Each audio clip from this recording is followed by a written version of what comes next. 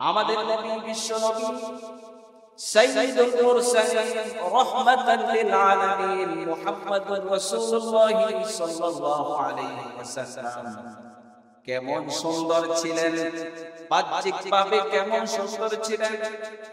রাসূলের বিশিষ্ট সাহাবী হযরত হাসান ইবনে সাবিত রাদিয়াল্লাহু তাআলা আনহু রাসূলের সৌন্দর্য বর্ণনা দিতে গিয়ে তিনি কবিতা আবৃত্তি করেছেন। ওয়া আহসানু মিনকা লাম তারাকাত আইনি ওয়া আজমালু মিনকা লাম তালিদিন নিসা খুলিকতা মুবাররাআন মিন কুল্লি আইবিন কাআন্নাকা খুলিকতা কামা তাশা।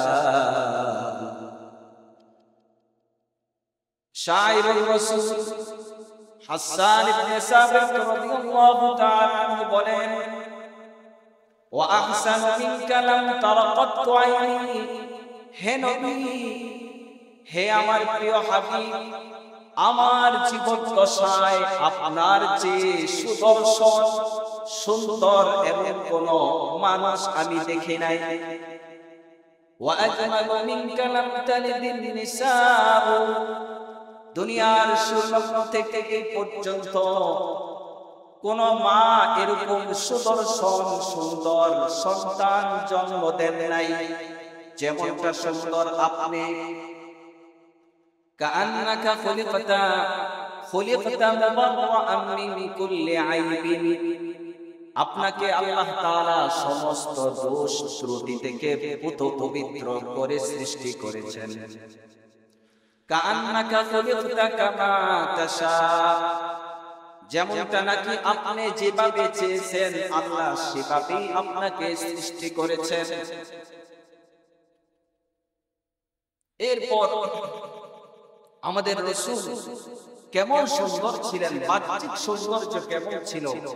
হযরত আলী রাদিয়াল্লাহু তাআলা আনহু বলেন, রাসূলের বাহ্যিক সৌন্দর্য এমন ছিল যেমন স্বচ্ছের দিক থেকে, পরিষ্কারের দিক থেকে, যেমন রূপা যেন আল্লাহর রাসূলের শরীরের মধ্যে রূপা যেমন পরিষ্কার স্বচ্ছ, তেমনি ভাবে আমাদের রাসূল রূপার মতো স্বচ্ছ এবং পরিষ্কার আর ফ্রেশ।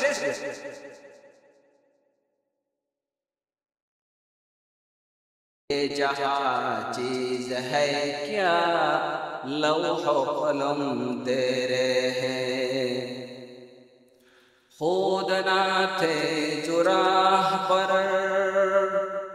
औरों के हादी बन गए, क्या नजर थी जिसने मर्दों को मसीहा कर दिया।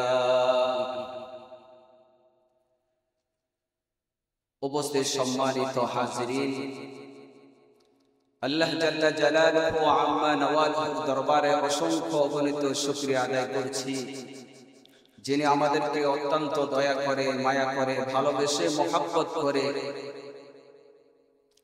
রব্বুল আলামিন তার ঘরে এসে আমাদেরকে নিয়ে এসে দ্বীনি কথাবার্তা তথা কোরআন এবং সুন্নাহর আলোকে কথাবার্তা বলা এবং শোনার তৌফিক দান করেছেন। এই জন্য সকলে অন্তঃস্থল থেকে কালিমাতুশ শুকর আদায় করি, বলি আলহামদুলিল্লাহ। সম্মানিত হাজিরিন, দুনিয়ার মধ্যে সর্বশ্রেষ্ঠ নেয়ামত হচ্ছে ঈমান। ঈমানের চাইতে শ্রেষ্ঠ আর কোন নেয়ামত নেই। যে ব্যক্তি ঈমানের মতো দৌলত পেল সে যেন সব পেল, আর যে ব্যক্তি ঈমানের মতো দৌলত পেল না সে যেন কিছুই পায় না। আর এই ঈমান পরিপূর্ণ হবে না, কমপ্লিট হবে না যতক্ষণ না আমাদের নবী বিশ্ব নবী জনাবে মুহাম্মদুর রাসূলুল্লাহ সাল্লাল্লাহু আলাইহি ওয়াসাল্লামের প্রতি আমাদের পরিপূর্ণ ভালোবাসা, আন্তরিকতা এবং মহব্বত না থাকবে, রাসূলুল্লাহ সাল্লাল্লাহু আলাইহি ওয়াসাল্লামের মহব্বত এবং ভালোবাসা ছাড়া কোন ব্যক্তির ঈমান কমপ্লিট হয় না, কোন মানুষের ঈমানের মধ্যে পরিপূর্ণতা আসে না। ইমাম বুখারী আবু আব্দুল্লাহ মুহাম্মদ ইবনে ইসমাঈল আল বুখারী রাহিমাহুল্লাহ তার বিখ্যাত গ্রন্থ সহিহ বুখারী, সহিহ বুখারীতে তিনি রাসূলুল্লাহ সাল্লাল্লাহু আলাইহি ওয়াসাল্লামের হাদিস সংকলন করেছেন। হাদিসটি রাসূলের বিশিষ্ট সাহাবী হযরত আনাস রাদিয়াল্লাহু তাআলা আনহু থেকে বর্ণিত।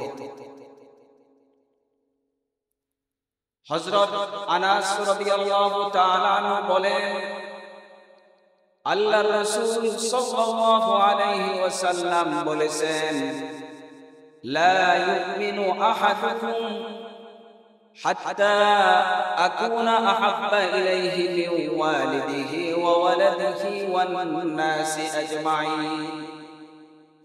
তোমাদের মধ্যে থেকে কেউ ততক্ষণ পর্যন্ত ঈমানদার হতে পারবে না যতক্ষণ না আমি তার কাছে তার সন্তান সন্ততি পিতা মাতা এমনকি দুনিয়ার সব জিনিসের চাইতে বেশি প্রিয় হব। আল্লাহর রাসূলের হাদিস থেকে বোঝা যায় যে যতক্ষণ পর্যন্ত আমাদের মাঝে মুহাম্মদুর রাসূলুল্লাহ সাল্লাল্লাহু আলাইহি ওয়াসাল্লামের ভালোবাসা, প্রকৃত ভালোবাসা আমাদের অন্তরে না থাকবে ততক্ষণ পর্যন্ত আমরা কামিল পরিপূর্ণ মুমিন হতে পারব না। ইমাম বুখারী রাহিমাহুল্লাহু তাআলা আনহু তিনি তার কিতাবে সহিহ বুখারীতে বাব কায়েম করেছেন, শিরোনাম এনেছেন বাবুন হুব্বুর রাসূলি সাল্লাল্লাহু আলাইহি ওয়াসাল্লাম মিনাল ঈমান, যে আল্লাহর রাসূল সাল্লাল্লাহু আলাইহি ওয়াসাল্লামের ভালোবাসা এটা ঈমানের অংশ।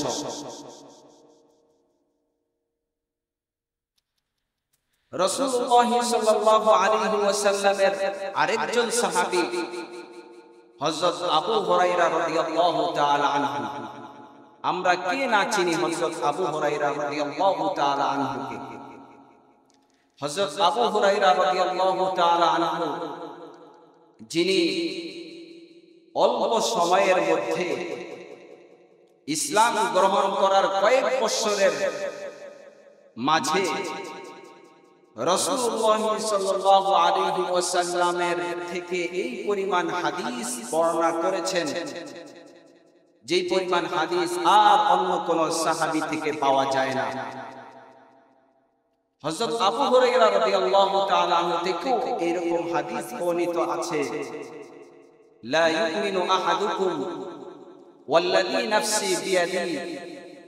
রাসূলুল্লাহ সাল্লাল্লাহু আলাইহি ওয়াসাল্লাম বলেন, আল্লাহর কসম যার হাতের মধ্যে আমার জান রয়েছে, লা ইউমিনু আহাদুকুম হাত্তা আকুনা আহাব্বা ইলাইহি মিন ওয়ালিদিহি ওয়া ওয়ালাদিহি ওয়ান নাসি আজমাইন।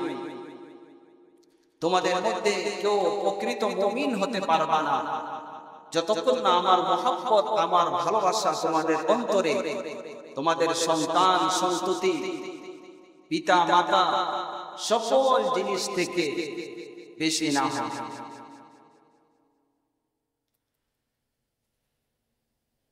রাসূলুল্লাহ সাল্লাল্লাহু আলাইহি ওয়াসাল্লামের বড় একজন সাহাবী হযরত ওমর ইবনুল খাত্তাব রাদিয়াল্লাহু তাআলা আনহু। হযরত ওমর ইবনুল খাত্তাব রাদিয়াল্লাহু তাআলা আনহুকে একবার আল্লাহর রাসূল সাল্লাল্লাহু আলাইহি ওয়াসাল্লাম তার হাত ধরলেন। হাত ধরা অবস্থায় ওমর রাদিয়াল্লাহু তাআলা আনহু বলে ফেললেন, ইয়া রাসূলুল্লাহ, লা আনতা আহাব্বু ইলাইয়া মিন কুল্লি শাইইন ইল্লা নাফসি। ইয়া রাসূলুল্লাহ, দুনিয়ার মধ্যে যা কিছু আছে সবচাইতে প্রিয় হচ্ছেন আপনি আমার নিকট। তবে ইল্লা নাফসি, তবে আমার জান ব্যতীত, অর্থাৎ আমার জান আমার কাছে সবচাইতে প্রিয়, এরপর সবচাইতে প্রিয় হচ্ছেন আপনি। রাসূলুল্লাহ সাল্লাল্লাহু আলাইহি ওয়াসাল্লাম বলেন, হে ওমর, শুনে রাখো, আল্লাহর কসম, যার হাতে আমার জান রয়েছে, এখনো পর্যন্ত তুমি পরিপূর্ণ মুমিন হতে পারবে না। এখনো পর্যন্ত, ততক্ষণ পর্যন্ত তুমি প্রকৃত মুমিন হতে পারবে না যতক্ষণ পর্যন্ত তোমার নফস থেকে, তোমার জীবন থেকেও আমি প্রিয় না হব তোমার কাছে। এরপর পরে হযরত ওমর রাদিয়াল্লাহু তাআলা আনহু বললেন, ইয়া রাসূলুল্লাহ, ইয়া হাবিবাল্লাহ, এখন আমার কাছে দুনিয়ার সবচাইতে বেশি, এমনকি আমার জানের চেয়েও বেশি অধিক প্রিয় আপনি। এরপর রাসূলুল্লাহ সাল্লাল্লাহু আলাইহি সাল্লাম বললেন, হে ওমর, এখন তোমার ঈমান পরিপূর্ণ হল, কমপ্লিট হল, কামিল হল। এই জন্য মুহতারাম হাজিরিন, আমি আপনি যদি ঈমানকে পরিপক্ক করতে চাই, পরিপূর্ণ ঈমানদার হতে চাই, অবশ্যই আমার মাঝে, আপনার মাঝে মুহাম্মদুর রাসূলুল্লাহ সাল্লাল্লাহু আলাইহি ওয়াসাল্লামের প্রেম ও ভালোবাসা দুনিয়ার সবচাইতে বেশি থাকতে হবে। হাদিসের মধ্যে আল্লাহর রাসূল পিতামাতার কথা বলেছেন, পিতার কথা বলেছেন, সন্তান সন্ততির কথা বলেছেন, এদের চেয়েও প্রিয় হতে হবে আমার মহব্বত তোমাদের অন্তরে। এদের কথা এই জন্যই বলেছেন কারণ সাধারণত মানুষ পিতা মাতাকে অনেক ভালোবাসে, সন্তান সন্ততিকে অনেক ভালোবাসে। মুহতারাম হাজিরিন, সহিহ বুখারীর উল্লেখযোগ্য গ্রন্থ উমদাতুল কারীর মধ্যে এই হাদিসের হযরত আনাস রাদিয়াল্লাহু তাআলা আনহু যে হাদিস, এই হাদিসের ব্যাখ্যাতে লিখেছেন যে মানুষ সাধারণত একজন অপরকে ভালোবাসে চার কারণে। দুনিয়াতে মানুষ একজন অন্যজনকে চার কারণে ভালোবাসে। তার মধ্যে এক নম্বর হচ্ছে লিহুসনি সূরা, জামালের কারণে মানুষ একে অপরকে ভালোবাসে, সৌন্দর্যের কারণে একে অপরকে ভালোবাসে। কেউ যদি সুন্দর হয়, কোন ব্যক্তি বা বস্তু সুন্দর হয়, মানুষ ওই ব্যক্তি বা বস্তুকে ভালোবাসে। আমাদের নবী, বিশ্ব নবী, সাইয়্যিদুল মুরসালিন, রাহমাতাল লিল আলামিন, মুহাম্মাদুর রাসূলুল্লাহ সাল্লাল্লাহু আলাইহি ওয়াসাল্লাম কেমন সুন্দর ছিলেন, বাহ্যিকভাবে কেমন সুন্দর ছিলেন। রাসূলের বিশিষ্ট সাহাবী হযরত হাসান ইবনে সাবিত রাদিয়াল্লাহু তাআলা আনহু রাসূলের সৌন্দর্য বর্ণনা দিতে গিয়ে তিনি কবিতা আবৃত্তি করেছেন, ওয়া আহসানু মিনকা লাম তারাকাত আইনি ওয়া আজমালু মিনকা লাম তালিদিন নিসা খুলিকতা মুবাররাআন মিন কুল্লি আইবিন কাআন্নাকা খুলিকতা কামা তাশা। শায়রুর রাসূল হাসান ইবনে সাবিত রাদিয়াল্লাহু তাআলা আনহু বলেন, ওয়া আহসানু মিনকা লাম তারাকাত আইনি, হে নবী, হে আমার প্রিয় হাবিব, আমার জীবন দশায় আপনার যে সুদর্শন সুন্দর এমন কোন মানুষ আমি দেখি নাই। ওয়া আজমালু মিনকা লাম তালিদিন নিসাউ, দুনিয়ার শুরু থেকে এই পর্যন্ত কোন মা এরকম সুদর্শন সুন্দর সন্তান জন্ম দেন নাই যেমনটা সুন্দর আপনি। কাআন্নাকা খুলিকতা মুবাররাআন মিন কুল্লি আইবিন, আপনাকে আল্লাহ তাআলা সমস্ত দোষ ত্রুটি থেকে পবিত্র করে সৃষ্টি করেছেন। কাআন্নাকা খুলিকতা কামা তাশা, যেমনটা নাকি আপনি যেভাবে চেয়েছেন আল্লাহ সেভাবেই আপনাকে সৃষ্টি করেছেন। এরপর আমাদের রাসূল কেমন সুন্দর ছিলেন, বাহ্যিক সৌন্দর্য কেমন ছিল। হযরত আলী রাদিয়াল্লাহু তাআলা আনহু বলেন, রাসূলের বাহ্যিক সৌন্দর্য এমন ছিল যেমন স্বচ্ছের দিক থেকে, পরিষ্কারের দিক থেকে, যেমন রূপা যেন আল্লাহর রাসূলের শরীরের মধ্যে রূপা যেমন পরিষ্কার স্বচ্ছ, তেমনি ভাবে আমাদের রাসূল রূপার মতো স্বচ্ছ এবং পরিষ্কার আর ফ্রেশ। রাসূলের সবচেয়ে প্রিয় স্ত্রী উম্মাহাতুল মুমিনিন হযরত আয়েশা সিদ্দিকা রাদিয়াল্লাহু তাআলা আনহা রাসূলের সৌন্দর্য বর্ণনা করতে গিয়ে বললেন, মিশরের যে সকল মেয়েরা ছিল, মিশরের মেয়েরা হযরত ইউসুফ আলাইহিস সালাতু ওয়াস সালামের সৌন্দর্য দেখে তাদের ফল কাটার জায়গায় হাত কেটে ফেলেছে। আর ওই মিশরের মেয়েরা যদি আমার নবী মুহাম্মদুর রাসূলুল্লাহ সাল্লাল্লাহু আলাইহি ওয়াসাল্লামের সৌন্দর্যকে দেখতে পেত, তাহলে তারা হাতের জায়গায় হাত না কেটে তারা প্রত্যেকের কলিজাকে কেটে টুকরা টুকরা করে ফেলতো। সুবহানাল্লাহ। রাসূলের সৌন্দর্য, বাহ্যিক সৌন্দর্য কেমন ছিল? একজন সাহাবী রাদিয়াল্লাহু তাআলা আনহু বলেন, এক রাতে আমি রাসূলুল্লাহ সাল্লাল্লাহু আলাইহি ওয়াসাল্লামকে একটি কাপড় পরিহিত অবস্থায় দেখলাম। একবার ওই রাতটা ছিল পূর্ণিমার রাত, একবার আমি চাঁদের দিকে দেখতেছিলাম, আর একবার মুহাম্মদুর রাসূলুল্লাহ সাল্লাল্লাহু আলাইহি ওয়াসাল্লামের নূরানী চেহারার দিকে তাকাচ্ছিলাম। এরপর আমি সিদ্ধান্ত নিলাম, এই সিদ্ধান্তে উপনীত হলাম যে চাঁদের চাইতে আমার নবী বিশ্বনবী মুহাম্মদুর রাসূলুল্লাহ সাল্লাল্লাহু আলাইহি ওয়াসাল্লাম সুন্দর।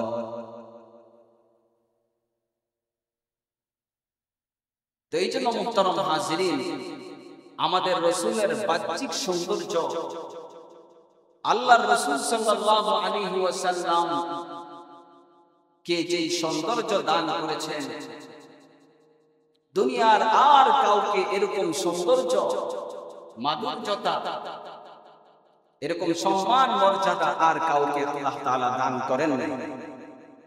তো রাসূলের মাঝে মানুষ যে একে অপরকে মহব্বত করে ভালোবাসে, তার একটি কারণ হচ্ছে জামাল, বাহ্যিক সৌন্দর্যের কারণে। রাসূলের মধ্যে বাহ্যিক সৌন্দর্য পরিপূর্ণ ছিল। দুই নম্বর, একজন আরেকজনকে ভালোবাসে লিল ইলমি, কামালের কারণে, শিক্ষা দীক্ষার কারণে, জ্ঞান গরিমার কারণে, ইলমের কারণে, জ্ঞানের কারণে। আমাদের রাসূলের ইলম কেমন ছিলেন, জ্ঞান কেমন ছিল? প্রতিটা মানুষের জ্ঞানের মধ্যে সীমাবদ্ধতা ছিল, আল্লাহর রাসূল বিশ্বনবী জনাবে মুহাম্মদুর রাসূলুল্লাহ সাল্লাল্লাহু আলাইহি ওয়াসাল্লাম বলেন, উতিতু ইলমাল আউয়ালিন ওয়াল আখিরিন। হে আমার সাহাবায়ে কেরাম, আমার রব আমাকে পূর্ববর্তী এবং পরবর্তী যত ইলম রয়েছে, যত জ্ঞান রয়েছে, সমস্ত ইলম এবং সমস্ত জ্ঞানের অধিকারী আল্লাহ রাব্বুল আলামিন আমাকে বানিয়েছেন, আমাকে দান করেছেন। মুহাম্মদুর রাসূলুল্লাহ সাল্লাল্লাহু আলাইহি ওয়াসাল্লামের চেয়ে জ্ঞানী পণ্ডিত দুনিয়ার শুরু থেকে কিয়ামত পর্যন্ত কোনো মানুষ ছিল না, আর আসবেও না। তাহলে রাসূলের ইলম পরিপূর্ণ ছিল। 3 নম্বর, মানুষ একজন অপরকে ভালোবাসে লিল করাবাতি, আত্মীয়তার কারণে, সম্পর্কের কারণে। আমাদের মাঝে আল্লাহর রাসূলের সাথে রূহানি সম্পর্ক রয়েছে। আল্লাহ রাব্বুল আলামিন কোরআনের মধ্যে বলেন, আন-নাবিয়্যু আওলা বিল মুমিনিন, মুমিনদের কাছে মুহাম্মদুর রাসূলুল্লাহ সাল্লাল্লাহু আলাইহি ওয়াসাল্লাম তাদের জীবনের চাইতে অধিক নিকটবর্তী। আল্লাহর রাসূল হাদিসের মধ্যে বলেন, আসহাবি আনা লাকুম বিমানজিলাতিল ওয়ালিদ। হে আমার সাহাবায়ে কেরাম, আমি তোমাদের জন্য পিতা সমতুল্য। পিতা যেমন সন্তানকে আদব শিক্ষা দেয়, শিষ্টাচার শিক্ষা দেয়, 12 জিনিস শিক্ষা দেয়, আমিও তোমাদের জন্য পিতা তুল্য। তাহলে আমাদের সাথে রাসূলের পরিপূর্ণ কি রয়েছে? সম্পর্ক রয়েছে। 4 নম্বর, মানুষ একজন আরেকজনকে ভালোবাসে লিল ফজলি ওয়াল কারামি, ইহসানের কারণে, অনুগ্রহের কারণে। দুনিয়াতে কেউ যদি কেউ কার উপরে ইহসান করে, দয়া করে, সে তার জন্য সবসময় তার কাছে কৃতজ্ঞ হয়ে থাকে। আল ইনসান আব্দুল ইহসান, একটি প্রবাদ বাক্য রয়েছে, মানুষ হচ্ছে ইহসান এবং অনুগ্রহের গোলাম। সন্তান পিতামাতাকে ভালোবাসে কেন? কারণ পিতামাতার সন্তানের উপর পিতামাতার যেরকম ইহসান, অনুগ্রহ, দুনিয়ার আর অন্য কোন মানুষ সন্তান অন্যের উপর অর্থাৎ সন্তানের উপর যেরকম ইহসান অনুগ্রহ থাকে, অন্য মানুষের ইহসান অনুগ্রহ ততটা থাকে না। এই কারণে সন্তান পিতামাতাকে মহব্বত করে, ভালোবাসে। আর আমাদের উপরে রাসূলের কেমন ইহসান অনুগ্রহ ছিল। দুনিয়ার দিক থেকে যদি আমরা তাকাই, লক্ষ্য করি, আল্লাহ রাব্বুল আলামিন সূরাতুল আম্বিয়ার মধ্যে বলেন, ওয়ামা আরসালনাকা ইল্লা রাহমাতাল লিল আলামিন।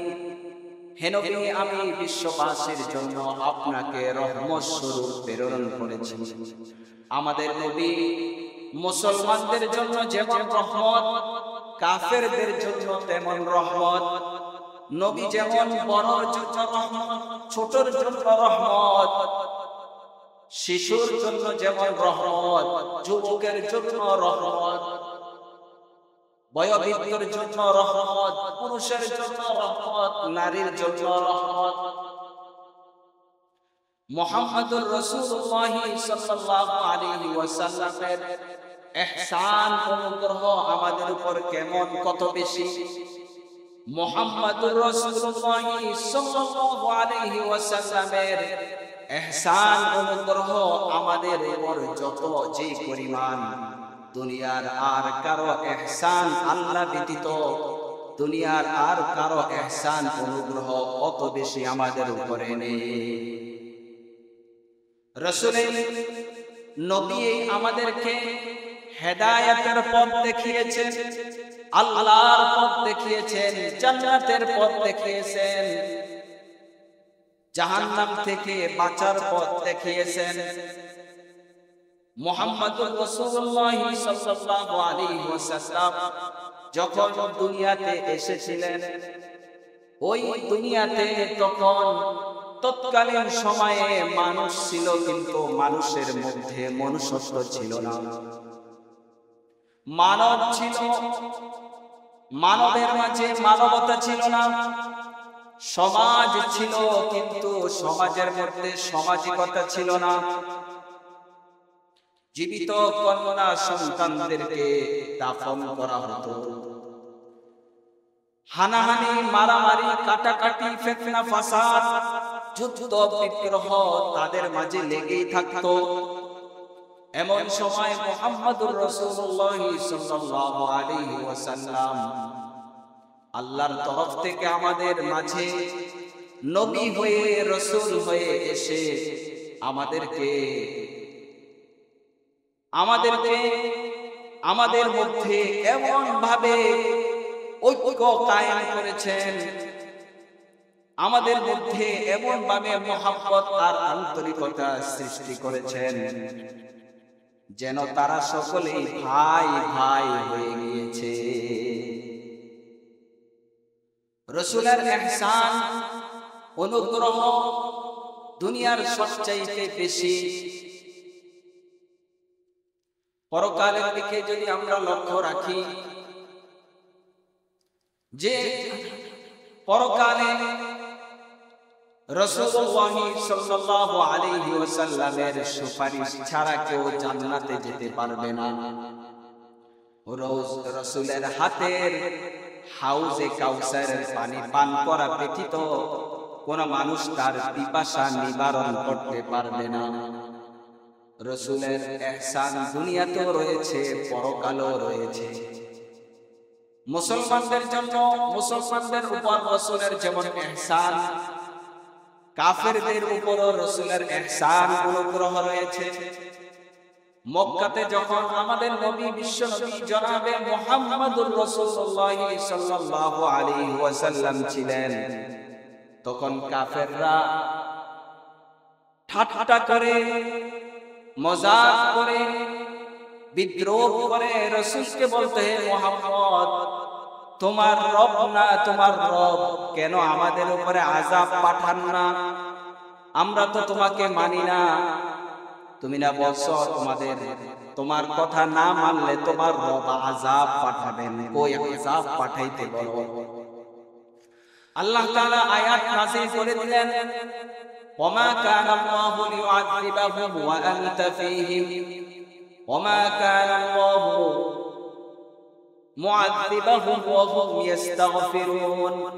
হে নবী, আমি আপনার তাদের উপর কিভাবে আযাব পাঠাইব, ওই জায়গাতে কিভাবে আযাব পাঠাইব যেই জায়গাতে আপনি রয়েছেন, যেখানে যাদের মাঝে আপনি রয়েছেন, আপনি থাকাকালীন অবস্থায় আমি কিভাবে আযাব পাঠাই? তাহলে রাসূল যতদিন পর্যন্ত মক্কাতে ছিলেন, রাসূল যতদিন পর্যন্ত মক্কাতে ছিলেন, রাসূলের উজুদের কারণে, রাসূলের বর্তমানের কারণে, থাকার কারণে আল্লাহ তাআলা আযাব পাঠান নাই। মক্কা থেকে যখন রাসূল হিজরত করে মদিনা চলে গেলেন, তখন থেকেই মক্কার কাফেরদের উপর বিভিন্ন দিক থেকে আল্লাহর আযাব শুরু হয়। তাহলে রাসূল, আমাদের রাসূল কাফেরদের জন্য রহমত। অন্যান্য উম্মতের ক্ষেত্রে যখন তারা তাদের নবীদেরকে মানত না, আল্লাহ তাআলা দ্রুত গতিতে তাদের উপর আযাব প্রেরণ করতেন। কিন্তু এই নবীর উসিলায়, এই নবীকে, আমাদের নবীকে যেহেতু রহমত হিসাবে প্রেরণ করেছেন, এই কারণে আল্লাহ তাআলা কাফেরদের উপর দ্রুত কি করেন না, আযাব পাঠান না।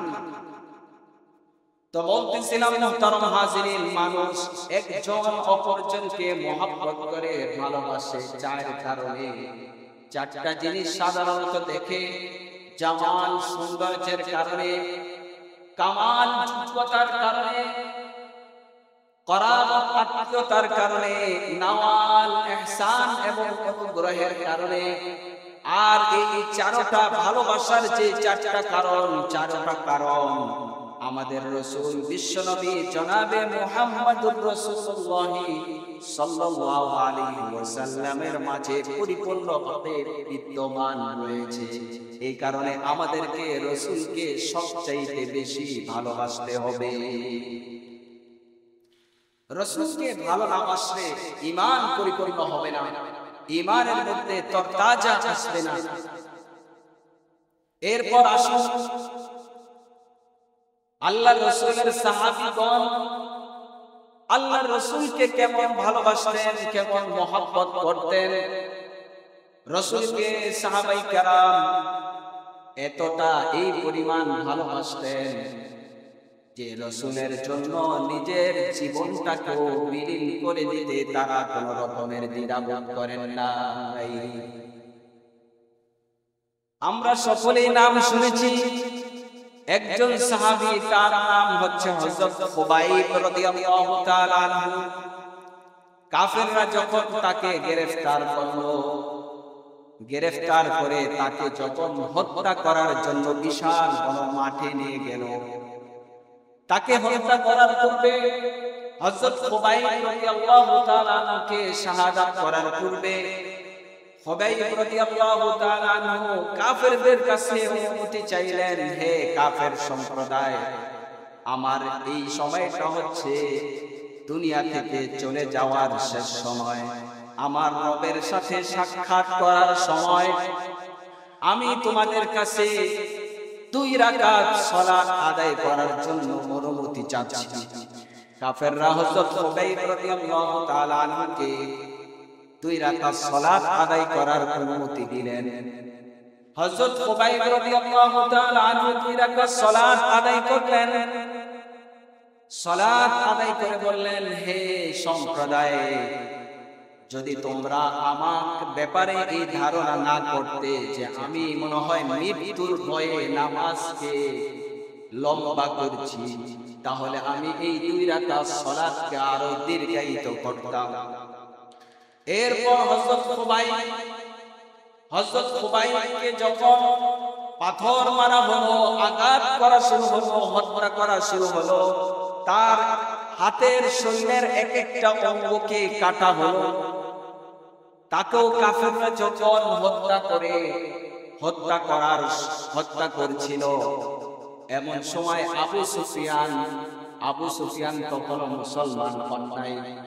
আবু সুফিয়ান বলল, হে যায়েদ ইবনে দাফিনা, তুমি কি এটা পছন্দ করো যে তোমাকে ছেড়ে দেওয়া হোক আর মুহাম্মদ কে তোমার জায়গায় আনা হোক? তুমি কি এটা পছন্দ করো? যায়েদ ইবনে দাফিনা রাদিয়াল্লাহু তাআলা আনহুর সাথে সাথে বললেন, এটাকে আমি কখনো পছন্দ করি না। আমার জীবন চলে যেতে পারে, কিন্তু আমার জীবন দশায় মুহাম্মদ সাল্লাল্লাহু আলাইহি ওয়াসাল্লামের উপর তার শরীরে একটি কাঁটা টিপবে, এটাও আমি সহ্য করব না। এরপর আবু সুফিয়ান বলল, মা রাআইতু আহাদাম মিনান নাস কাআসহাবি মুহাম্মদ ইউহিব্বু আহাদান কাআসহাবি মুহাম্মাদান, যে মুহাম্মদের সঙ্গীগণ, মুহাম্মদের সাহাবীগণ মুহাম্মদকে যে পরিমাণ ভালোবাসে, আমি আর কাউকে এই পরিমাণ ভালোবাসতে দেখি নাই। আপনারা সকলেই ঘটনা শুনেছেন, একজন আনসারী মহিলার ঘটনা শুনেছেন। সাহাবায়ে কেরাম কিভাবে রাসূলকে ভালোবাসতেন, পুরুষ সাহাবী যেভাবে রাসূলকে ভালোবাসতেন, নারী সাহাবীও তেমন রাসূলকে ভালোবাসতেন। উহুদ যুদ্ধের সময় একজন মহিলা সে উহুদের প্রান্তে যাচ্ছিল, এমন সময় কেউ তাকে খবর দিল, তোমার বাবা শহীদ হয়ে গেছে। সে কিছুই বলল না। এরপর আরেকজন এসে তাকে সংবাদ দিল, তোমার স্বামীও এই যুদ্ধে শাহাদাত বরণ করেছে। তিনি কিছুই বললেন না। তিনি বললেন, মুহাম্মদ সাল্লাল্লাহু আলাইহি ওয়াসাল্লাম কেমন আছে? এরপর আবার বলা হলো, তোমার স্বামীও এই যুদ্ধে শহীদ হয়েছে, তোমার বাবাও শহীদ হয়েছে, তোমার ভাইও শহীদ হয়েছে, তোমার স্বামীও শহীদ হয়েছে। প্রত্যেক খবরের সময় বললেন, মুহাম্মদ সাল্লাল্লাহু আলাইহি ওয়াসাল্লাম কেমন আছে, তিনি জীবিত আছেন কিনা এটা বলো। সাহাবায়ে কেরাম পরে তাকে যখন বললেন, হ্যাঁ মুহাম্মদ সাল্লাল্লাহু আলাইহি ওয়াসাল্লাম এখনো জীবিত আছেন, তিনি বললেন, আরুনি, আমাকে মুহাম্মদ সাল্লাল্লাহু আলাইহি ওয়াসাল্লামকে দেখাও। যখন এই আনসারী মহিলা মুহাম্মদ সাল্লাল্লাহু আলাইহি ওয়াসাল্লামকে, নবীকে যখন দেখতে পেলেন, তখন বললেন, ইয়া রাসূলুল্লাহ, ইয়া হাবিবাল্লাহ, আমার সমস্ত বিপদ, আমার সমস্ত কষ্ট, স্বামী হারানোর কষ্ট, বাবা হারানোর কষ্ট, ভাই হারানোর কষ্ট, আপনাকে দেখার পর শেষ হয়ে গেছে। নারী সাহাবী এরাও রাসূলকে কেমন ভালোবাসতেন। উহুদ যুদ্ধে যখন সমস্ত সাহাবায়ে কেরাম প্রথম পর্যায়ে উহুদ যুদ্ধে মুসলমানরা বিজয় লাভ করেছিল, এরপর রাসূলুল্লাহ সাল্লাল্লাহু আলাইহি ওয়াসাল্লামের একটি আদেশ অমান্য করার কারণে তাদের উপরে কাফেরদের পক্ষ থেকে চতুর্দিক থেকে আক্রমণ চলে আসে, অনেক বিপর্যস্ত হয়। যখন কাফেররা চারদিক থেকে আক্রমণ শুরু হলো, বিভিন্ন সাহাবায়ে কেরাম ছত্রভঙ্গ হয়ে গেলেন, এদিক সেদিক চলে গেলেন। শুধু কেবলমাত্র আল্লাহর রাসূলের সাথে কয়েকজন সাহাবী ছিল। এর মধ্যে থেকে একজন সাহাবী ছিলেন হযরত আবু তালহা রাদিয়াল্লাহু তাআলা আনহু। আবু তালহা রাদিয়াল্লাহু তাআলা আনহু একটি ঢাল সামনে রেখে ঢাল দ্বারা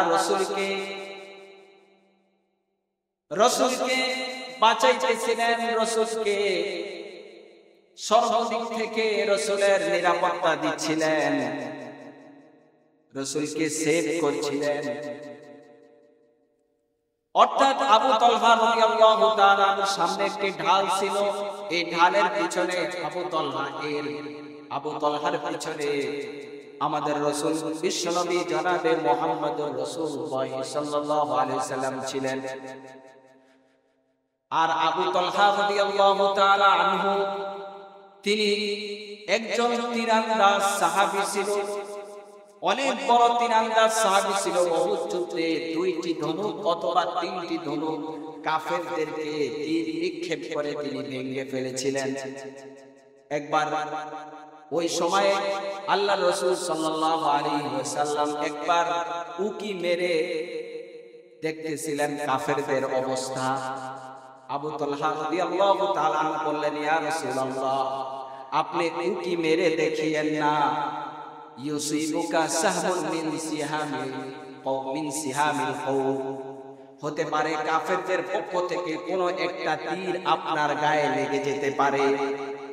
নাহরি দুনা নাহরি, ইয়া রাসূলুল্লাহ, আপনাকে বাঁচানোর জন্য আমি আমার পক্ষকে পেতে দিয়েছি, আমার জীবন শেষ করে দিব, আপনার শরীরে একটি তীরও আমি বিঁধতে দিব না।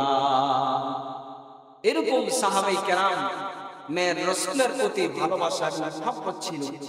এখন আসুন, রাসূলকে কেন আমাদের সবচেয়ে বেশি ভালোবাসতে হবে? রাসূলের ইহসান অনুগ্রহ আমাদের উপরে সবচেয়ে বেশি, এই কারণে রাসূলকে সবচেয়ে বেশি ভালোবাসতে হবে। কিয়ামতের ময়দানে সমস্ত নবীগণ নফসি নফসি বলতে থাকবে। আদম আলাইহিস সালাতু ওয়াস সালাম কিয়ামতের ময়দানে বলবে, নফসি নফসি, আল্লাহ আমাকে বাঁচান, আমার কি উপায় হবে? হযরত নূহ আলাইহিস সালাতু ওয়াস সালাম বলবে, নফসি নফসি। হযরত মূসা কালিমুল্লাহ বলবে নাফসি নাফসি, হযরত ইব্রাহিম খলিলুল্লাহ বলবে নাফসি নাফসি, হযরত ঈসা রূহুল্লাহ বলবে নাফসি নাফসি, হযরত শুআয়ব, হযরত ইয়াকুব, হযরত ইসমাঈল আলাইহিস সালাতু ওয়াস সালাম সহকার যত নবীগণ, যত রাসূলগণ আছেন ছিলেন, যত ওলি আউলিয়া কুতুব আবদাল, যত নেককার বান্দারাই থাকবে কিয়ামতের ময়দানে, সকলে বলবে নাফসি নাফসি, আয় আল্লাহ আমার কি উপায় হবে? আর ওই সময় আমার নবী, আপনার নবী, বিশ্ব নবী, তো জাহানের সরদার মুহাম্মদুর রাসূলুল্লাহ সাল্লাল্লাহু আলাইহি ওয়াসাল্লাম বলবেন, ইয়া আল্লাহ উম্মতি উম্মতি, আয় আল্লাহ আমার উম্মতকে বাঁচান, আমার উম্মতের কি অবস্থা হবে? এই কারণে রাসূলকে সবচেয়ে বেশি ভালোবাসতে হবে। এখন আসুন, ভালোবাসার মাপকাঠি কি? আমি যদি বলি যে আমি রাসূলকে ভালোবাসি, তাহলে কি এটা প্রকৃত ভালোবাসা হবে? সহজে বুঝে নেন, একজন পিতার দুইজন সন্তান আছে, একজন কোন পিতামাতার সে কোনো কথাই শুনে, সব সময় পিতামাতার কথা অমান্য করে, কিন্তু মুখে বলে আমি আমার পিতামাতাকে ভালোবাসি। আরেকজন পিতামাতার প্রতি পরিপূর্ণ লক্ষ্য রাখে, তাদের খেদমত করে, তাদের কথাবার্তা শুনে, তাদের কষ্টে সে কষ্ট পায়, তাদের দুঃখে সে দুঃখিত হয়। তাহলে বলেন তো দেখি, এই দুই সন্তানের মধ্যে, পিতামাতার দুই সন্তানের মধ্যে কে প্রকৃত পক্ষে পিতামাতাকে ভালোবাসে? যে পিতামাতার কথা মতো চলে, পিতামাতার খেদমত করে, পিতামাতাকে অনুসরণ করে চলে। তেমনি ভাবে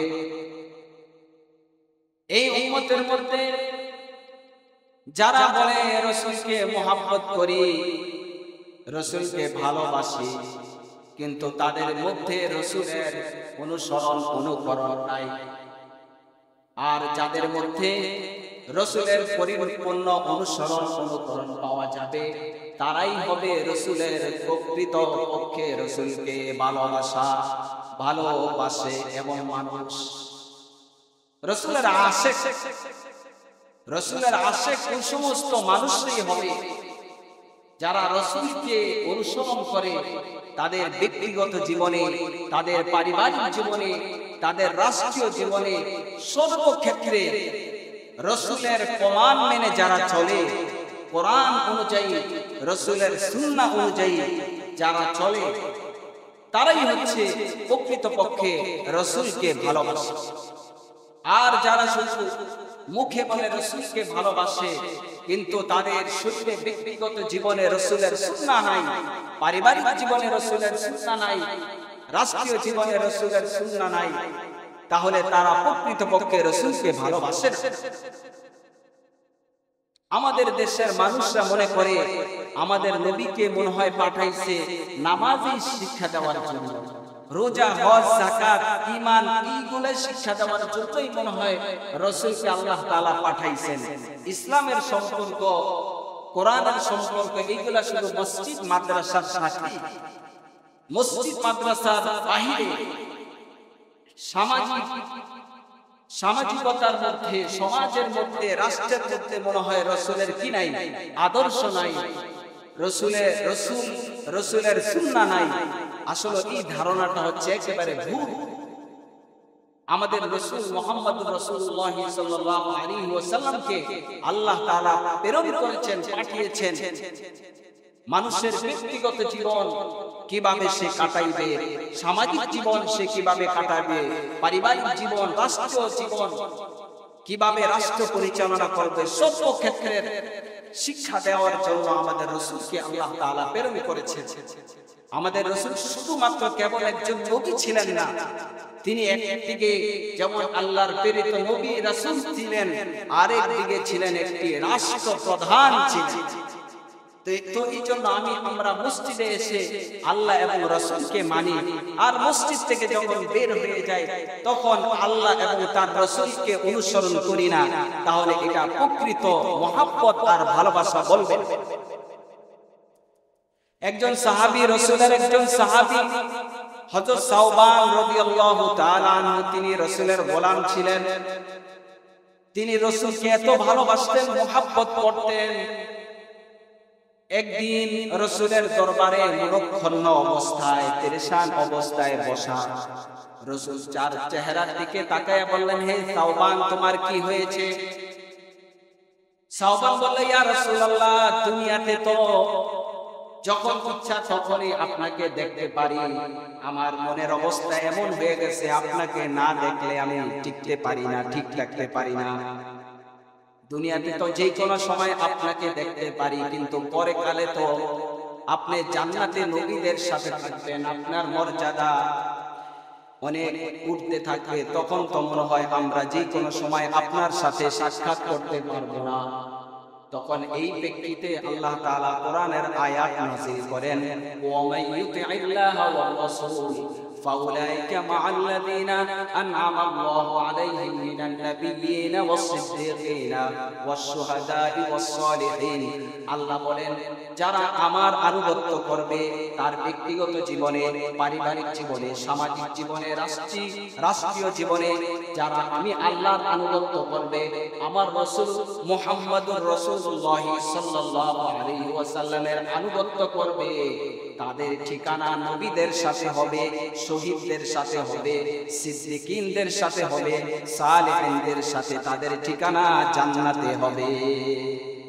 এই জন্য প্রকৃত মুমিন হতে হলে, প্রকৃত রাসূলের আশিক, রাসূলকে ভালোবাসে এমন ব্যক্তি হতে হলে রাসূলের অনুসরণ করা ছাড়া, রাসূলের ইত্তেবা করা ছাড়া কোনো উপায় নাই, বিকল্প কোনো পথ নাই। আল্লাহ তাআলা আমাদের সকলকে সারাটা জীবন যেন কোরআন এবং সুন্নাহ, রাসূলের বাতলানো পথ অনুযায়ী নিজের জীবনকে পরিচালনা করতে পারি। সকলে বলেন আমিন। ঈদুল আযহা আল্লাহ